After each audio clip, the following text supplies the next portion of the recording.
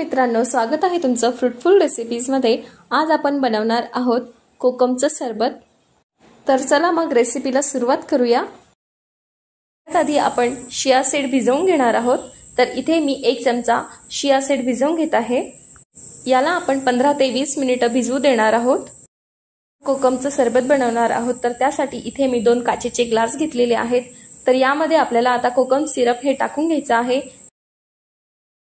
अशा पद्धतीने मी दोन्ही पण ग्लासांमध्ये सिरप हे टाकून घेतलेलं आहे। त्यानंतर आपल्याला आता आईस क्यूब घालून घ्यायचा आहे। तर आपण आता भिजवलेले शिया सीड 1 चमचा असं प्रमाणामध्ये घालून घेणार आहोत। अशा प्रकारे दोन्ही ग्लासांमध्ये मी शिया सीड घालून घेतलेले आहेत। दोन्ही ग्लासांमध्ये आपल्याला थंड पाणी घालून घ्यायचं आहे।